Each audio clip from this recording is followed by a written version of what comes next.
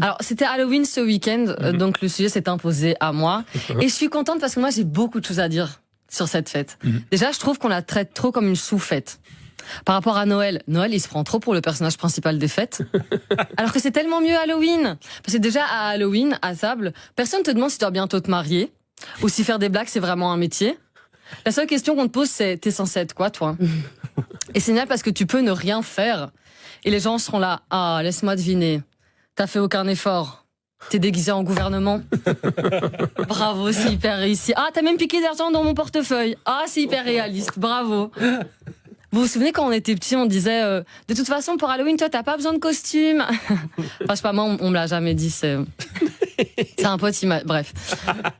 Vous savez, j'ai retrouvé des photos de moi petite à Halloween et devinez, j'étais déguisée en quoi? En mariée. Pas en mariée sanguinolente, juste en mariée. Ouais. Ça veut dire que moi, ce qui m'effrayait le plus à 10 ans, c'était l'engagement à long terme.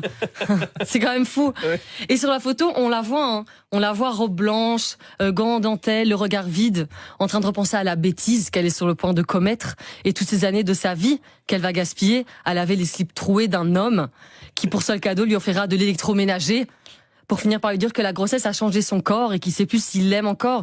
Et elle sera dévastée. Et puis elle se reprendra en main. Elle aura un gros glow-up, elle rencontrera une prof de pilates magnifique et elle se rendra compte qu'en fait, elle aime aussi les femmes. Mais elle le savait déjà d'une certaine manière parce qu'elle fantasmait sur Shigo dans Kim Possible quand elle était petite. Et ce sera le début d'une nouvelle vie où certes, elle devra se couper les ongles. Et ok, je sens que ça allait un petit peu trop loin. Et puis parlons des films. Les films de Noël, toujours les mêmes. Une fille qui travaille trop à New York, retourne dans son village, tombe amoureuse d'un mec qui vend des sapins et qui s'appelle Kyle. Les films d'Halloween, là il y a de la variété. Parfois on te tue avec une hache, parfois avec une tronçonneuse, parfois juste avec un audio de 4 minutes qui commence par « Je vais te faire un vocal, ce sera plus facile ». Plus facile pour qui? Et puis au moins, à Halloween, quand tu croises un monstre dans la rue, il a fait l'effort de se déguiser.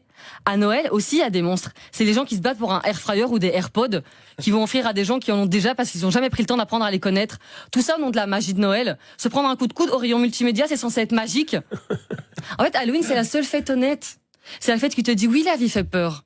Oui, l'aéroport de Charleroi s'appelle Bruxelles Sud. Personne ne sait pourquoi. Oui, prends un bonbon, ça ira mieux demain. Bel apprentissage pour la vie, ça. Si t'as peur, mange. Mais j'espère que les fantômes existent et qu'ils reviennent vraiment à Halloween. Comme ça, moi aussi, je pourrais revenir et je hanterais des gens. En fait, moi, je veux hanter les gens qui enlèvent leurs chaussures dans le train. Non, c'est comment ça, j'ai ton vieil ongle incarné en arrière-plan de mon livre. L'ongle, il est tellement grand, il peut servir de marque-page. Allez, non.